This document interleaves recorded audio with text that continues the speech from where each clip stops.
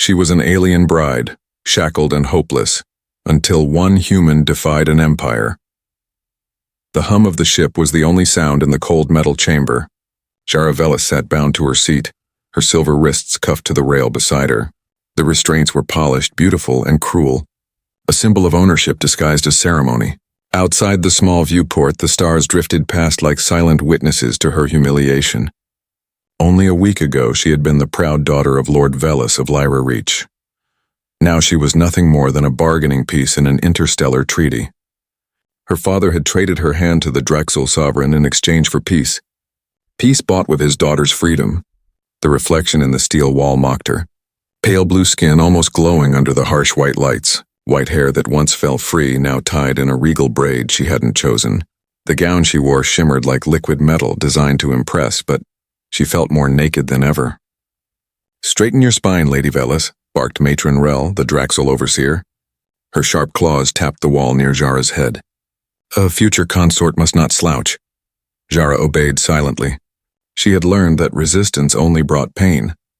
The transport ship shuddered as it connected with a docking port. "Prepare for inspection," announced a robotic voice over the intercom. The matron clapped twice. "Up! Form your lines, brides-to-be." 5 women stepped into formation, each from a different world, each with the same blank eyes of quiet despair. Jara took her place among them. None dared to speak. The airlock hissed open. Guards marched in, gray armor, heavy boots, cold precision. But one of them was different. Taller, broader. His armor wasn't Drexel make. It was Terran military design, rough, practical, unmistakably human. Jara's heart stopped. He turned his head slightly, scanning the line of captives with a soldier's precision. When his eyes met hers, time slowed. He froze for half a heartbeat. Then so faintly she almost thought she imagined it, his lips moved. "Starling," her breath caught. The world tilted. That name, no one had called her that since childhood. She blinked, fighting the urge to speak, but the Drexel captain's voice thundered, "Eyes front!" Still, as the human took his post by the door, he looked her way again. Not curiosity, recognition. The Drexel captain introduced himself as Commander Tarak and gave a hollow speech about honor and duty. Jara barely heard a word. Her mind raced back to the dusty forests of her home world, running beside a human boy who could always make her laugh, who'd promised one day to build her wings. His name had been Marcus Hale. When her father found out, he had the boy shipped off to the Terran military. That was 15 years ago. The captain dismissed the group. As they passed through the corridor, Jara moved close to the human guard. Without turning his head, he whispered, "Don't speak. I'm here for you." Her pulse hammered in her ears. "Marcus?" she whispered. He gave the smallest nod. Matron Rel barked at her to keep walking, but Jara's spirit, long crushed under duty, sparked back to life. That night she sat on her narrow bunk staring at the steel door. The others were asleep. The corridor outside was silent. Then came the sound, 3 knocks, a pause, 2 more. Their old secret signal from childhood. Her heart leapt. She unlocked the door, opening it a fraction. Marcus stood there in plain mechanic's clothes, holding a toolkit. "Maintenance check," he said loudly for the camera. Then softly, "Let me in." Jara stepped aside. For a long moment neither spoke. The years between them seemed to vanish. "You're real," she whispered. "I never stopped looking for you," he said, setting down the toolkit. "When I heard about your arrangement, I found a way to be posted here. You're not alone anymore." She wanted to believe him, but fear twisted in her chest. "Marcus, this place, there's no escape. They watch everything." "Not everything," he said with a small grin. "I've studied their systems. There's a weak point. I can get you out, but I need time." Jara's eyes filled with tears she refused to shed. "You crossed half the galaxy for me?" "I'd cross them all." The words broke the dam inside her. For the first time in months, she felt alive. Hope burned bright and terrifying in her chest. "Stay strong," Marcus whispered. 3 nights from now, I'll come back." Then he was gone, the door sliding shut behind him. Jara sat in the dim light, her heart pounding. Outside, the stars drifted past like whispers of freedom. She touched her wrist where his fingers had brushed her skin. "The universe might be cruel." But humans, she thought with a trembling smile, were worse, for they never learned when to give up. 3 days passed like slow poison. Shara moved through each hour on instinct, repeating the words, the gestures, the hollow courtesies drilled into her by Matron Rel. Smile when spoken to. Bow to authority. Never meet a guard's eyes. But beneath the mask of obedience, she counted steps, memorized patrols, and replayed Marcus's words over and over in her mind. 3 nights. Wait for me. Every sound outside her cell made her heart jump. When the door finally opened, it wasn't Marcus. It was another trainee, tall, with pale green skin and amber eyes that gleamed with intelligence. The woman glanced around before stepping inside. You're Jara Velis, she said quietly. The Duke's daughter from Lyra Reach. Jara stiffened. Who are you? My name is Naratholon. Her voice was calm, but her eyes darted to the corners of the room, checking for hidden cameras. Don't worry. The surveillance here is offline for maintenance. I made sure of it, Jara frowned. Why would you risk that? Nara smiled faintly. Because I saw you talking to the human guard the day we arrived. Jara's stomach dropped. I don't know what you mean. Nara raised an eyebrow. Don't insult me. You were careless, but lucky. The Draxel captain didn't notice, but one of the human officers did. Lieutenant Bragg. That name froze Jara's blood. She'd noticed Bragg before. Human, cold eyes, a predator's smile behind a soldier's face. He was always too close, watching too long. What does he know? Enough to destroy you, Nara said. He's been feeding reports to Commander Tarak. If he finds proof of your connection with that human guard, you'll be labeled a traitor, and traitors don't live long here. Jara sat down heavily. The air felt colder. Then why tell me this? Because I don't want to die here either. Nara reached into her sleeve and pulled out a small black data crystal. This contains something the Draxel don't want humans to see. Schematics of the royal vessel. Hidden chambers. Escape routes. Jara stared at it stunned. Where did you get this? My family has connections in the Sovereign's palace. My sister was one of his earlier consorts. I haven't heard from her since. I intend to find out why. Jara looked into her eyes and saw something raw and real, pain mixed with determination. You think your sister's still alive? I know she is, Nara said. But not free. None of them are. Whatever the Sovereign does with his wives, it's not marriage, it's imprisonment. The door buzzer suddenly blared, making both women jump. A voice crackled from the speaker. All trainees report to the command center now. Nara cursed under her breath. Hide the crystal, she hissed. We'll talk later. Jara slipped it into her sleeve and followed the others down the corridor. The air felt different, heavier, charged. When they entered the command chamber, Commander Tarak stood with his hands behind his back, eyes glinting like cold glass. Attention, he said. The schedule has changed. The royal vessel will arrive in 12 hours. Gasps rippled through the line. Jara felt her stomach drop. No, it's too soon. You will be presented before the Sovereign himself, the commander continued. Your conduct will reflect your worlds. Failure to please will not be tolerated. Matron Rel gave her a sharp look. Jara forced herself to nod respectfully, even as panic clawed inside her. Marcus's plan wasn't ready. If the king arrived tonight, there would be no time. When she returned to her quarters, her hands trembled. She was about to reach for the communicator when the door slid open silently. Marcus slipped inside, eyes dark with urgency. We have a problem, he said, I know. The Sovereign's coming early. He blinked in surprise. How did you? A friend told me. Naratholon. She's one of the trainees. Jara handed him the data crystal. She says her sister vanished after marrying the king. Marcus inserted it into his wrist reader. Schematics flickered in the air. Decks, chambers, sealed corridors. His brows furrowed. These are real, and worse than I thought. The king keeps something off record. Maybe prisoners, maybe experiments.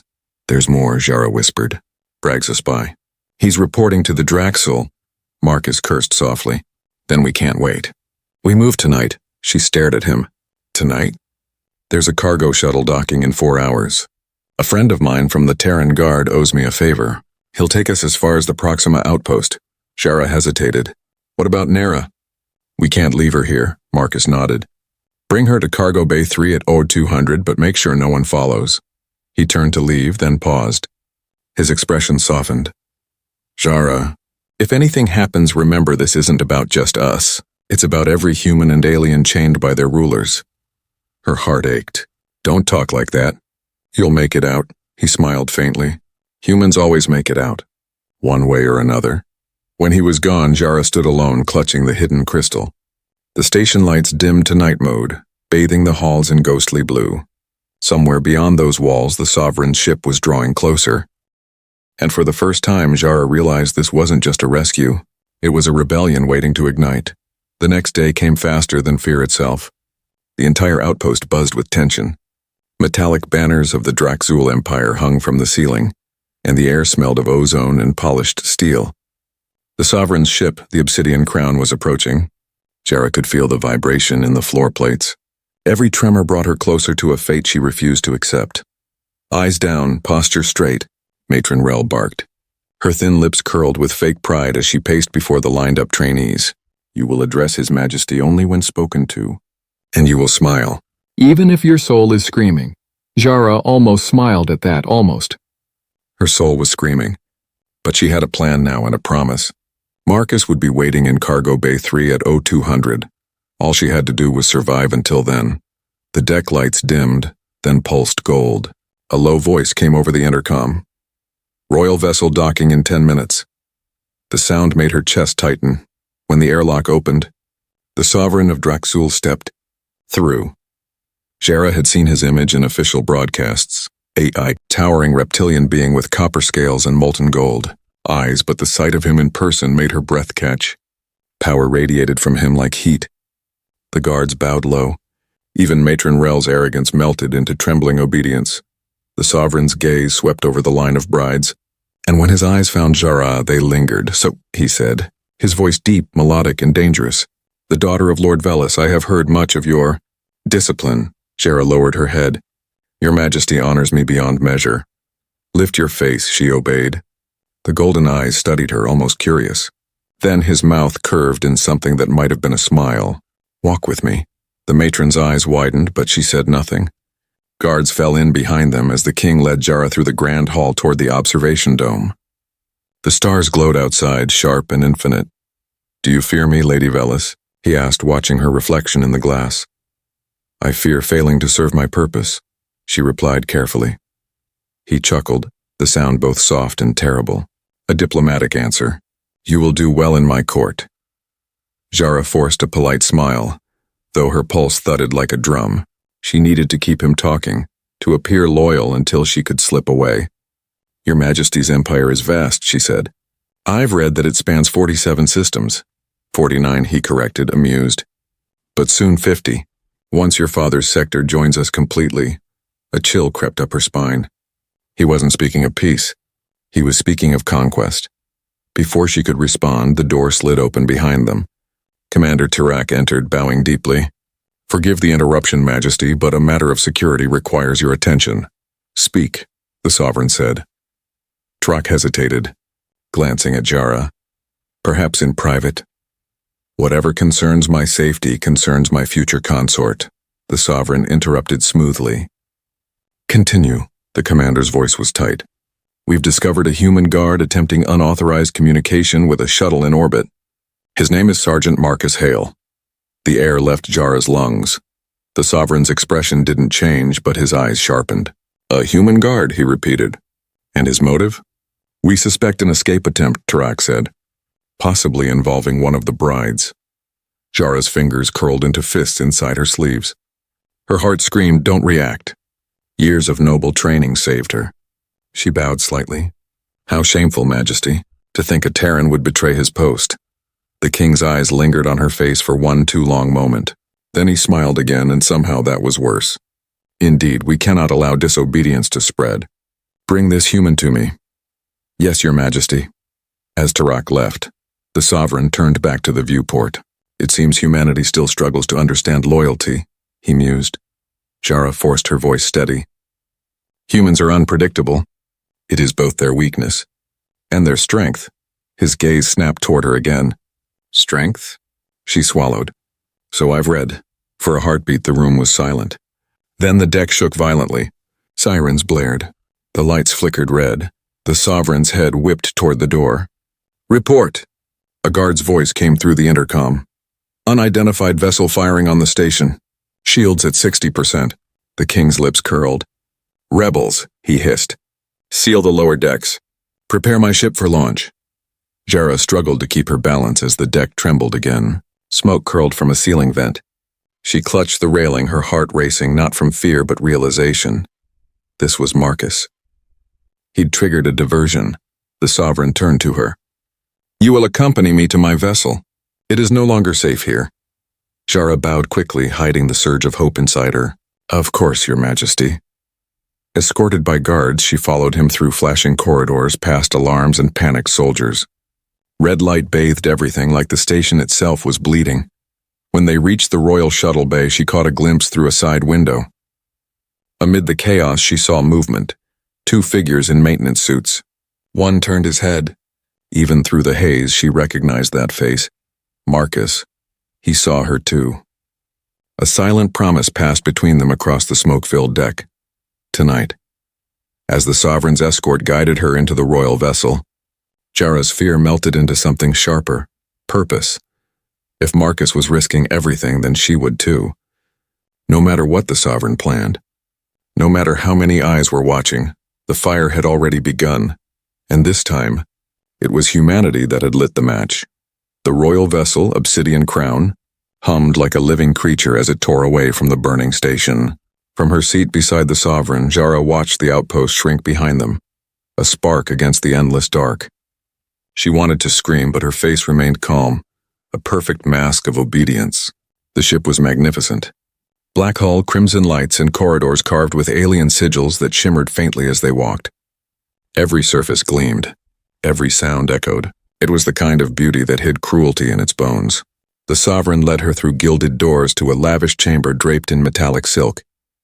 You will stay here until we reach Draxel Prime, he said, his tone soft but absolute. This is your new home now, Lady Velis. Jara bowed her head. Your Majesty is most kind. He studied her for a moment longer, as if searching for cracks in her composure. You are unlike the others, he said finally. They trembled. You think. Thinking is all one can do when caged, she replied before she could stop herself. The Sovereign's golden eyes narrowed. For a heartbeat, she thought she had gone too far. But then he smiled, a slow, dangerous smile. Good. I prefer intelligence in my consorts. Fear is boring. When he left, the door sealed with a soft hiss. Jara exhaled shakily. Her heart was still pounding from the escape attempt, from the explosion, from the knowledge that Marcus was out there, alive, fighting. She moved to the wall panel beside the mirror. Unlike the others, it wasn't smooth metal. Faint lines ran along its surface, forming a rectangular outline. She pressed her hand against it. Nothing. She frowned, then pressed again, harder. The panel flickered to life, glowing pale blue. A soft click echoed. The wall slid open, revealing a narrow passageway filled with cold air and dim light. Jara hesitated only for a second. Then she stepped inside. The corridor stretched deep into the ship's structure, the temperature dropping with every step. Frost gathered on the walls. Her breath came out in white clouds. When she reached the end, she found a circular door, sealed with an alien handprint scanner. She hesitated, then placed her palm against it. A low hum filled the air. The scanner glowed green. The door opened.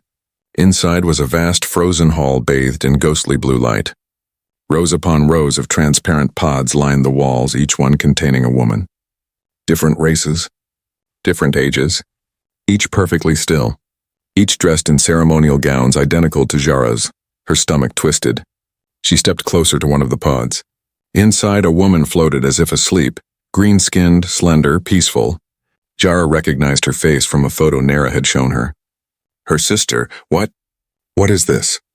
Jara whispered. They are not dead, came a deep voice behind her. Jara spun around. The Sovereign stood in the doorway, tall and terrible, his scales catching the blue light like shards of gold. He walked among the pods with reverent pride. My consorts, preserved, connected, serving their empire far better than they ever could awake. Jara's throat tightened. You imprisoned them. I elevated them. His voice softened, almost tender. Their minds are joined to the ship's neural core. They dream the equations that power my fleet, calculate probabilities faster than machines. They are eternal now. She took a step back.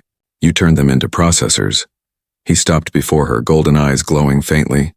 Do not insult what you do not understand. Their bodies rest, but their minds are infinite. They solve. They create. They serve. As you soon will. Jara's hands clenched into fists. You'll never make me one of them. The Sovereign tilted his head. You already are, Lady Velis. The system recognized your handprint, did it not? The ship knows potential when it senses it. Her pulse spiked. The realization hit like ice water. The reason the door had opened, the ship had accepted her as one of his own. Why me? She whispered. Because you are perfect, he said simply. Strong mind. Controlled emotions. A will worth bending. He reached toward her. She flinched. But before he could touch her, the ship shuddered violently. Alarm screamed. Red light replaced blue. A voice crackled over the comm. Unidentified Terran vessel engaging us, direct hit on the lower decks. The Sovereign snarled. Fools, they dare attack me again. He turned toward the exit. Seal the preservation chamber. I will deal with this personally. As the door closed behind him, Jara pressed herself against the icy wall, heart racing. Through the pod glass, Nera's sister seemed to watch, her eyes still closed, lips frozen in silence. I'll free you, Jara whispered. I swear it, then a hiss. A panel at the far end of the chamber slid open. A shadow crawled through the gap. Jara. Her breath caught. Marcus stumbled into view, face streaked with dirt and blood, eyes blazing. You're alive, she ran to him. He caught her in his arms, holding her tight against his chest. For a moment, the world melted away. The alarms, the cold, the death. How did you find me? She asked, pulling back. Nera, he said, panting. She's creating chaos on the bridge. I slipped in through the maintenance tunnel. Her eyes darted to the pods. Marcus, he's keeping them alive, connected to the ship's system. They're thinking machines now. He looked around, horror spreading across his face. Monsters. He wants to add me next, she said quietly. Not if I can help it. He reached into his jacket and pulled out a small cylindrical device. Nera gave me this, a system override. It can shut down the preservation network, but we need to reach the main computer core. Where is it? 2 decks up near the bridge, she nodded. Then we move. Marcus grinned, that reckless human grin she'd missed so much. Still following me into danger, Starling? She smiled faintly. Always. Another explosion shook the ship. The frozen pods rattled, cracks forming in their glass. The Sovereign's voice boomed through the intercom. All units to battle stations. Capture the human alive. Jara took Marcus's hand. Then let's make it hard for them. They slipped into the maintenance tunnel together, vanishing into the flickering red light. 2 sparks of rebellion against the cold machinery of a dying empire. The maintenance tunnel was a furnace of noise and heat. Metal groaned above them as the ship shook under heavy fire. Sparks rained from ruptured cables. Jara and Marcus crouched low, crawling through the narrow shaft that hummed with the pulse of the ship's power core. 2 decks up, Marcus said, voice rough but calm. The main computer core runs through the ship's spinal corridor. Once we connect the override, every stasis pod should unlock. Jara wiped sweat from her brow. And what happens to the ship? Marcus gave her a wry look. Best case, it shuts down. Worst case, it explodes. Comforting, she muttered. He grinned despite the danger. Humans are good at doing impossible things with terrible odds. They reached a junction. A vent cover blocked their path. Marcus drew a small tool, pried the bolts loose, and pushed the grate aside. The corridor beyond glowed red under emergency lights. Sirens blared somewhere above. Jara hesitated. If the Sovereign finds us, he won't, Marcus said, scanning the corridor. He'll be too busy fighting the Terrans outside. Come on. They slipped out, moving quietly along the narrow passage. Through a side viewport, Jara caught a glimpse of space. Small Terran fighters darted like fireflies, bombarding the massive vessel with pulse rounds. Every hit rippled through the metal beneath her feet. But the sight of that battle filled her with something she hadn't felt in a long time. Hope. They rounded a corner and froze. A tall figure stepped out of the shadows, weapon raised. Lieutenant Bragg, Marcus breathed. The human officer lowered his gun slightly. His eyes were cold, calculating. Reynolds. Lady Velis. Jara's pulse spiked. You're working for the Draxel, she hissed. Bragg's mouth twitched. Not exactly. I've been pretending to. Terran intelligence sent me months ago to investigate the Sovereign's experiments, but the only way to get close was to play his loyal dog. Marcus narrowed his eyes. Then why report me? Why put my neck on the block? Bragg sighed. To keep my cover. I needed the Draxel to trust me long enough to access their core data. I didn't expect your romantic rescue mission to explode half the sector. Jara stepped forward. You could have warned us. No time. And if you two had been caught, the intel would have died with you. He tossed Marcus a compact energy pistol. You'll need this more than I will. 3 minutes until lockdown. You want the core? It's that way. Why help us now? Jara asked. Bragg's blue eyes flicked to the ceiling, where the distant sound of explosions echoed. Because I've seen what the Sovereign does. No human should stand by for that. And because I was born Terran, same as him. He nodded toward Marcus. We don't leave our own behind. Before either of them could answer, he turned and disappeared down the corridor. Marcus exhaled. You believe him? Jara nodded slowly. I think he's telling the truth. But we're running out of time. They sprinted through the corridor until they reached a massive circular door marked with alien runes. The air around it vibrated with energy. The core, Marcus said, tapping at the panel. Now we just need access. Jara stepped forward. Let me try. She placed her palm on the scanner. It flared green instantly. The door slid open with a hiss. Inside the core chamber was a cathedral of light and machinery. Pillars of data energy rose like glowing trees. The hum was deep enough to rattle their bones. Marcus pulled out the override device. Nera said to connect it here. He knelt at the central console and began linking wires. The device flickered, projecting a progress bar. 37%. 52%. Come on, he muttered. Jara stood guard, scanning the shadows. Her instincts screamed danger. The bar reached 81%, and then a low voice echoed through the chamber. So predictable. The Sovereign stepped from the darkness, his scales shimmering with blood and gold under the flickering lights. 2 guards followed, weapons drawn. Lady Velis, he said almost gently. Did you truly believe you could defy an empire? Jara's heart pounded, but she met his gaze. Empires fall. It's what they do. The king's lips curled. Humans fill their history with rebellion and ruin. Always fighting. Always breaking what they touch. Even their allies. His golden eyes shifted to Marcus. And yet here you are, a lone Terran soldier thinking you can save her. Marcus straightened. I'm not thinking. I'm doing. The Sovereign moved with terrifying speed, knocking the pistol from Marcus's hand. Metal clattered across the floor. Marcus barely dodged a second strike, rolling behind a console. Jara lunged toward the override device. The progress bar glowed, 93%. 94%. The Sovereign saw it. With a roar, he raised his arm to strike her, but a sudden blast threw him sideways. Lieutenant Bragg stood in the doorway, his rifle smoking. Hands off the lady, Your Majesty. The Sovereign bared his teeth.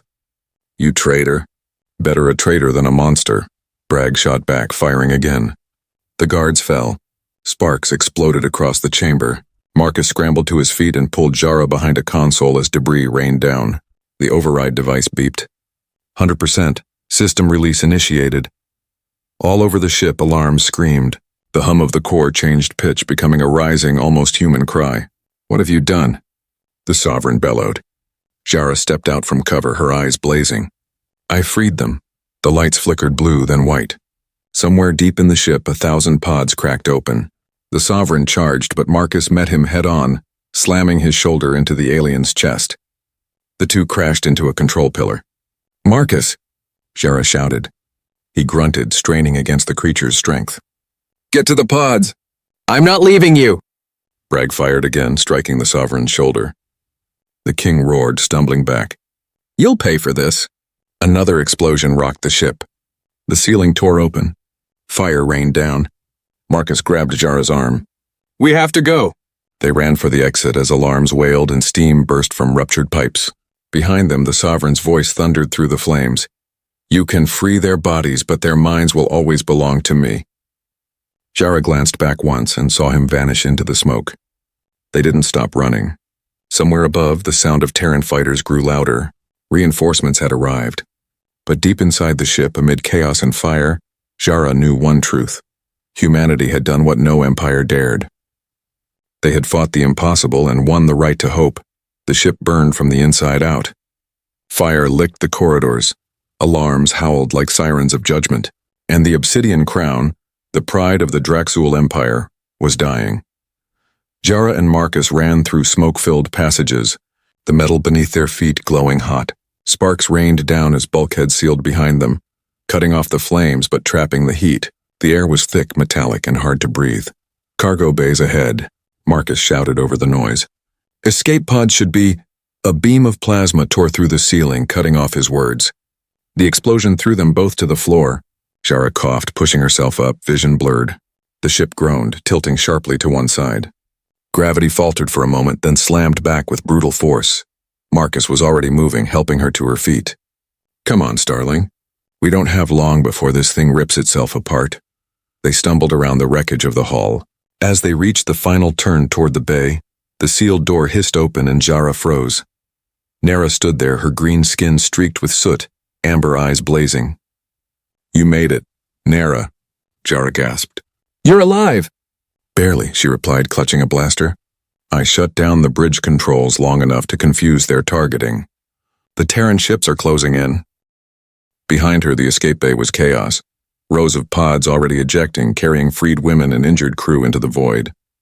Some of the former consorts stumbled past in shock, pale and trembling, their minds still dazed from years of captivity. We did it, Jara said, almost not believing her own words. Nara gave a fierce smile. Not yet. The Sovereign is still alive. I saw him heading toward the lower decks, Marcus grimaced. He's looking for control. If he reaches the ship's manual reactor, he could take us all with him. Before they could speak, a heavy thud echoed down the corridor, followed by a roar that froze their blood. Too late, Nara whispered. The Sovereign emerged from the smoke like a demon from a collapsing sun. His armor was shattered. One arm burned black, but his eyes burned brighter than ever, molten gold behind cracked scales. You think you can destroy me? His voice was a rasp now, but no less terrifying. You freed my slaves, killed my guards, stolen my ship. But I am Draxul. I am the Empire. Jara stepped forward, her knees trembling but her voice steady. No, you're what's left of it. He snarled and raised his weapon, an energy blade that glowed blood red. Marcus moved instantly, firing his pistol. The blast hit the Sovereign's chest, but he barely flinched.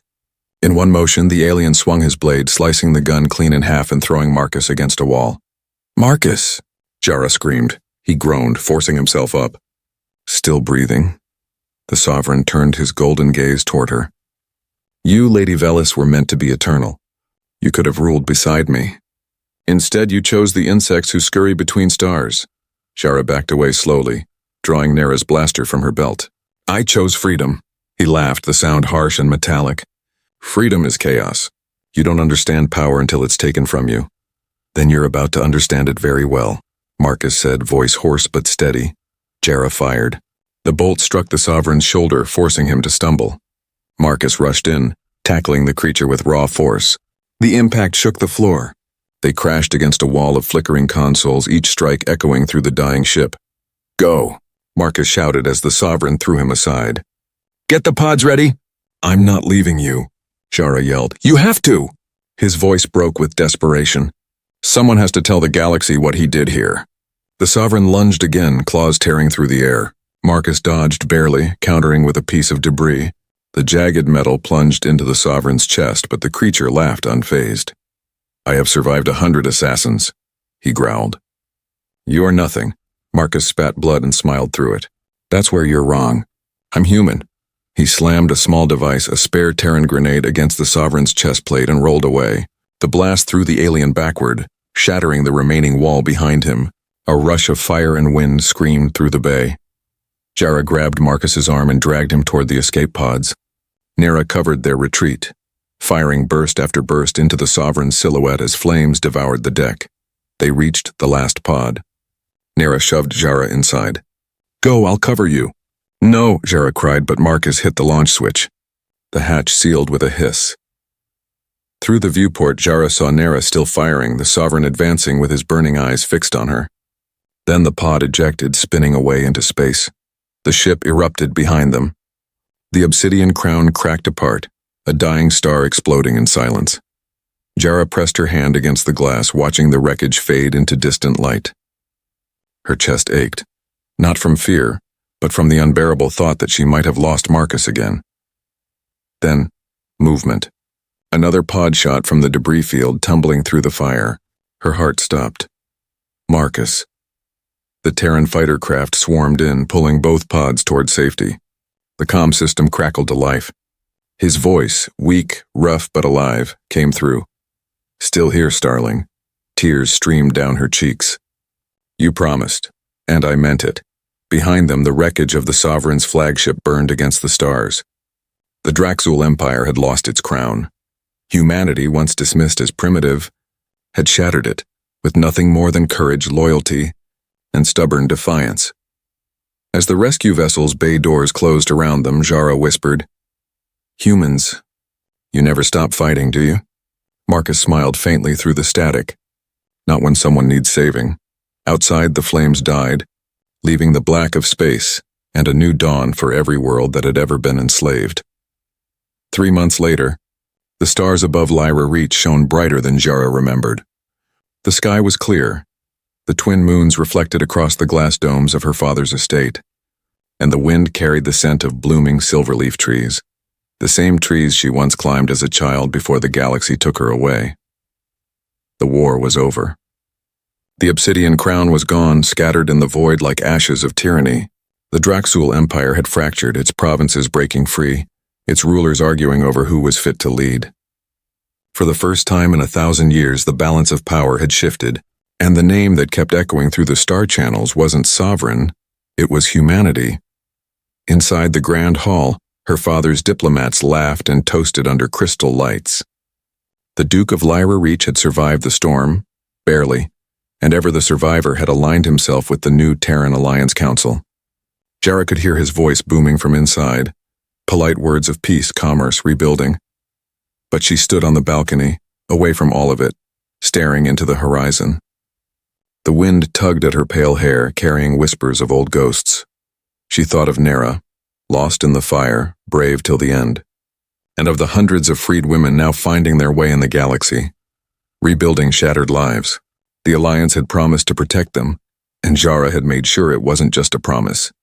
She had spent every credit of her inheritance creating the Dawn Foundation, a refuge for survivors of the Draxul experiments. She wasn't a bride anymore. She was something freer, something far more dangerous. A soft voice broke her thoughts. "You still hate parties." She turned and her heart softened instantly. Marcus stood in the doorway, wearing the dark uniform of the Terran Diplomatic Corps. The insignia of the Alliance gleamed on his collar, silver and proud. He looked the same, yet older, more serious, the weight of command sitting on his shoulders. But his smile was still the same one that once promised her the stars. "You clean up well," she teased. He chuckled. "I try. Your father's men keep asking when the ceremony is." Jara blinked. "Ceremony?" He grinned. "Apparently we're the reason humans and Lyrans are even talking about an official alliance. They want a symbolic union. You know, peace, unity, political harmony." He stepped closer, his tone softening. "And maybe a little love story to give the galaxy hope." Jara rolled her eyes, though she couldn't hide her smile. "You think they're ready for a human and an alien to stand side by side?" "Ready or not," Marcus said, taking her hand. "We already are." For a moment, silence stretched between them, filled with everything they'd survived. The explosions, the darkness, the fire, the endless running. She squeezed his hand. "Sometimes I still hear the alarms," she admitted. "In my dreams. The pods opening. The screams." He nodded quietly. "I hear them too." Then he smiled faintly. "But I also remember you, standing there, defying him. You reminded me what humans fight for." Jara's eyes glistened. "We fought for each other." They stood together at the balcony's edge, watching the moons rise higher. Below them, the lights of the city shimmered like constellations. Suddenly, the communicator on Marcus's wrist beeped. He sighed. "Duty never sleeps.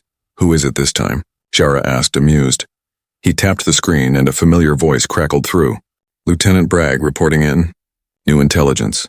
Surviving Draxul warships detected near the Perseid Verge. They're carrying tech similar to the Sovereign's neural systems. Requesting your presence." Jara's expression hardened. "The same technology?"